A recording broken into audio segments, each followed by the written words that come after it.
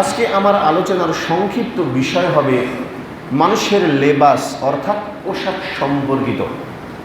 কারণ পোশাক একটা মানুষের জীবনের জন্য অত্যন্ত একটা গুরুত্বপূর্ণ জিনিস, যেটা দ্বারা মানুষ তাদের ইজ্জত নিবারণ করে। তো আল্লাহ রব্বুল আলামিন এই সম্পর্কে পবিত্র কোরআনে সূরা আরাফের মধ্যে বলছেন যে, হে বনি আদম, আমি তোমাদের জন্যে পোশাক অবতীর্ণ করেছি যা তোমাদের লজ্জাস্থান আবৃত করে। কি করে? লজ্জাস্থান আবৃত করে। আল্লাহ রব্বুল আলামিন আবারও বলছেন যে, এবং আমি তোমাদের জন্য পোশাক অবতীর্ণ করেছি সাজসজ্জার বস্ত্র হিসাবে, এবং আমি তোমাদের জন্য পোশাক অবতীর্ণ করেছি তাকওয়ার পোশাক। আর মনে রেখো, এটাই হলো সর্বোত্তম, এটি আল্লাহর নির্দেশন যাতে মানুষ চিন্তা এবং ভাবনা করে। আল্লাহ রব্বুল আলামিন পবিত্র কোরআনে সূরা আরাফের এই কথা বলছেন। দেখুন, পোশাকের প্রকারভেদ। পোশাকের প্রকারভেদ সাধারণত 3 প্রকার।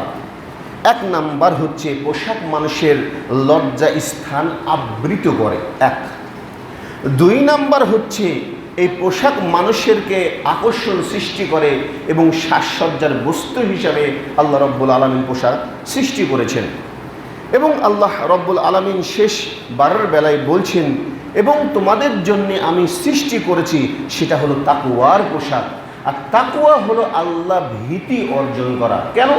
একজন মানুষ যদি প্রকৃতপক্ষে তাকওয়া বুঝতে পারে, তাহলে সে বুঝতে পারবে যে পোশাক পৃথিবীর বুকে অনেক রকম আছে, কিন্তু এর মধ্যে আল্লাহ রব্বুল আলামিন কোনটিকে উত্তম বলছেন? এই পোশাকটা তাকওয়া বান্দা পরিধান করবে। দেখুন, এবার আসেন যে ইমানের পরে কিন্তু সর্বপ্রথম ফরজ হলো মানুষের গুপ্তাঙ্গকে আবৃত করা। কি করা? গুপ্তাঙ্গকে আবৃত করা, মানে মানুষের যে লজ্জায় স্থান আছে একে আবৃত করা, আবরণ করা। কেননা শয়তান সর্বপ্রথম মানুষের ঈমান নষ্ট করেছে এই পোশাক খুলে নেওয়ার কারণেই। এটা আপনারা সকলেই জানেন। এবার দেখুন যে পোশাকের উপকারিতাটা কি।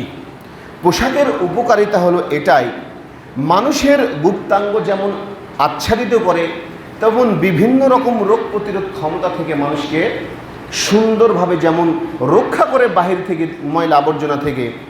2 নাম্বার, শীত এবং গ্রীষ্মের সময় এটা মানুষকে আত্মরক্ষা করে। এবং আরেকটি বিষয় হলো এটা মানুষকে শোভামণ্ডিত করে। এবার দেখুন, এই সম্পর্কে নবী করিম সাল্লাল্লাহু আলাইহি সাল্লাম বলছেন, তোমরা খাও, পান করো এবং পরিধান করো, দান করো, কোনো অপচয় করো না এবং অহংকার করো না। দেখুন, রাসূল সাল্লাল্লাহু আলাইহি সাল্লাম শেষে বলছেন যে তোমরা কোনো অহংকার করো না, এমনকি পোশাকের ব্যাপারেও।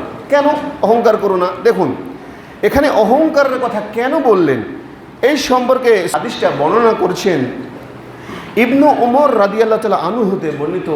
রাসূল সাল্লাল্লাহু আলাইহি সাল্লাম বলেছেন, আল্লাহর সেই লোকের দিকে দয়ার দৃষ্টিতে তাকাবেন না। মানে আল্লাহ রাব্বুল আলামিন ওই লোকের দিকে কখনো দয়ার দৃষ্টিতে তাকাবেন না যেই ব্যক্তি বা যেই লোক অহংকারের সাথে তার পোশাক পরিধেয় এবং পোশাক টেনে চলে, মানে নিচের সাথে, মানে যারা টেনে পোশাক চলে, নিচে ঝুলিয়ে টানতে টানতে নিয়ে যায়, আল্লাহ রাব্বুল আলামিন তাদের দিকে দয়ার দৃষ্টিতে কখনো তাকাবেন না। দেখুন, এখানে পোশাক একটা কি মনে হচ্ছে সাধারণ বিষয়, আল্লাহ রাব্বুল আলামিন এই জিনিসটাও কেন দিলেন?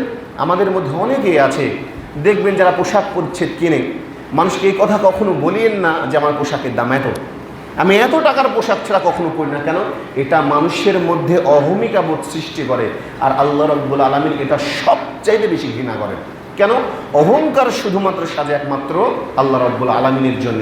আল্লাহ রাব্বুল আলামিন বলছেন যে এই অহংকার হলো আমার চাদর, শুধুমাত্র অহংকার করা সাজে একমাত্র আল্লাহ রাব্বুল আলামিনের। তাই পোশাকের ব্যাপারেও আল্লাহ রাব্বুল আলামিন এত সুন্দরভাবে তার প্রিয় হাবিব মুহাম্মদ সাল্লাল্লাহু আলাইহি সাল্লামের মাধ্যমে আমাদেরকে জানিয়ে দিয়েছেন, যা অত্যন্ত গুরুত্বপূর্ণ।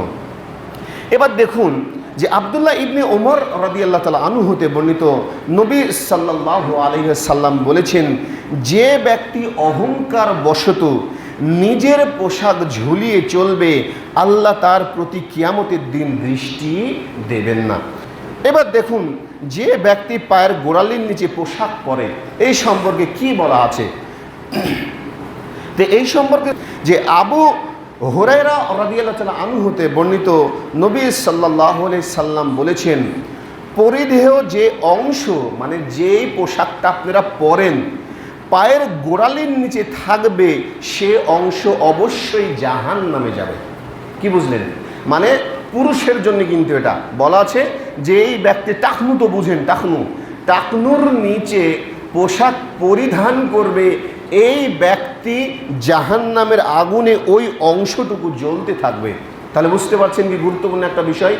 এই জন্য প্রত্যেকটা পুরুষের উচিত হলো যখন পোশাক পরিধান করবে অন্তত টাকনুর উপর থেকে পরা। কেন? এটা মানুষকে জাহান্নামের দিকে ধাবিত করে। আর আধুনিক বিজ্ঞান বলছে যে যেই ব্যক্তি, পুরুষ বিশেষ করে, টাকনুর নিচে ওই কাপড় পরিধান করবে অনবরত, যখন তার ওই টাকনুর সাথে ঘর্ষণ খাবে তখন এই পুরুষের পুরুষত্ব কমে যাবে।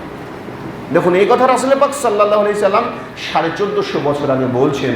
তাহলে বুঝতে হবে যে রাসূল সাল্লাল্লাহু আলাইহি সাল্লাম আল্লাহ রাব্বুল আলামিনের যে প্রদত্ত এই বিষয়গুলো, এটা অত্যন্ত একটা গুরুত্বপূর্ণ বিষয়। এই বিষয়কে যদি আপনি মেনে না চলেন, আপনার দুনিয়ার জীবনেও ক্ষতি এবং পরকালীন জীবনে তো আছে।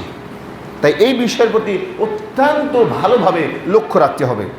এবার দেখুন, পুরুষের জন্য পায়ের টাকনুর নিচে কাপড় পরার ভয়াবহতা সম্পর্কে কি বলা হয়েছে। তো এই সম্পর্কে আব্দুল্লাহ রাদিয়াল্লাহু তাআলা আনহু হতে বর্ণিত, রাসূল সাল্লাল্লাহু আলাইহি সাল্লাম বলেছেন, এক লোক তার লুঙ্গি পায়ের গোড়ালির নিচে ঝুলে পথ অতিক্রম করছিল। তখন এমন সময় তাকে মাটির নিচে ধসিয়ে নেওয়া হলো এবং কিয়ামত অবধি সে মাটির নিচেই পুঁততেই থাকবে, মানে চলে যেতেই থাকবে। এত বড় কথা বলা হয়েছে। কি বুঝলেন? পায়ের নিচ অবধি যদি এই গিরের ওপর পর্যন্তের গুরুত্বটা বুঝতো, জানতো, এটা হাদিসে ছিল, কিন্তু ওই ব্যক্তি তারপরও পায়ের গোড়ালির নিচে পোশাকটা পরিধান করত, যার কারণে রাসূল সাল্লাল্লাহু আলাইহি সাল্লাম বলছে ওই ব্যক্তি কিয়ামত পর্যন্ত মাটির নিচে ওইভাবেই চলতে থাকবে। তাহলে কত বড় ভয়ানক একটা বিষয়, এই বিষয়ে লক্ষ্য রাখতে হবে। দেখুন, এবার আসুন যে উক্ত হাদিস দ্বারা আমরা কয়েকটা বিষয় জানতে পারি। এক, টাকনুর নিচে কাপড় পরা জাহান্নামীদের লক্ষণ পুরুষের জন্য, মহিলার জন্য না, কিন্তু এটা পুরুষের জন্য। যে কোনো সময় আল্লাহর গজব ওই ব্যক্তির উপর পতিত হতে পারে, যে কোনো সময়। আপনার কাছে এখন গজব আসছে না মানে ভাবিয়েন না যে আমার কাছে গজব আসবে না, আপনার কাছেও আসতে পারে। কেন? এই হাদিস দ্বারা আমরা বুঝতে পারি এই পোশাক পরার ব্যাপারে পুরুষদের জন্য যে কতটা একটা গুরুত্বপূর্ণ বিষয়টা ভাবতে পারবেন না। আমাদের সমাজে এখন অনেক মানুষ আছে, প্যান্ট বলেন, লুঙ্গি বলেন, পায়জামা বলেন, সে ওই নিচে পড়ে। ও জানে না ও পার্থিব জীবনে ধ্বংস। কেন ধ্বংস? ও তো একজন পুরুষ। একটা পুরুষের যে পুরুষত্বের দাম কতটুকু সে জানে, কতটুকু সে জানে। আর না থাকলে কি সমস্যা ও জানে। ও পার্থিব জীবনে ধ্বংস এবং পরকালীন জীবনে তো শাস্তির ভয়াবহতা বলাই আছে এই সম্পর্কে। তাই এই বিষয়ে ভাবতে হবে। আর আরেকটা বলা হয়েছে, আর রয়েছে তার জন্য ভয়াবহ ধরনের শাস্তি। এবার আসুন যে মহিলাদের পোশাক সম্পর্কে আমরা জানি যে মহিলাদের পোশাক হতে হবে পুরো শরীরটা ঢাকা। কি হতে হবে?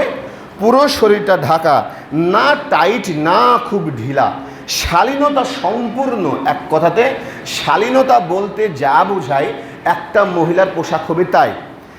এর দ্বারা তারা তাদের হাত পা আবরণ করে চলবে। এবার দেখুন যে এক মহিলা এসে বলছে রাসূল সাল্লাল্লাহু আলাইহি সাল্লামকে, যে রাসূলুল্লাহ সাল্লাল্লাহু আলাইহি সাল্লাম, আমরা কতদূর পর্যন্ত পোশাক আমাদের লম্বা করব? তখন রাসূল সাল্লাল্লাহু আলাইহি সাল্লাম বলছেন পায়ের গোড়ালি অবধি।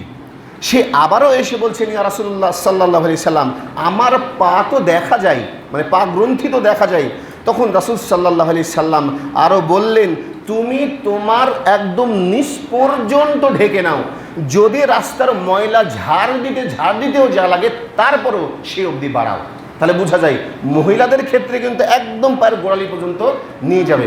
অথচ এখন দেখবেন ম্যাক্সিমাম মানে উল্টা হয়ে গেছে, যারা পুরুষ আছে দেখবেন টাকনুর নিচে পোশাক পরে, আর যারা মহিলা দেখবেন একদম টাকনুর উপরে পরে তো পরে দেখবেন অনেকটা 3/4 নাই, সেম এরকম খেয়াল করে দেখবেন।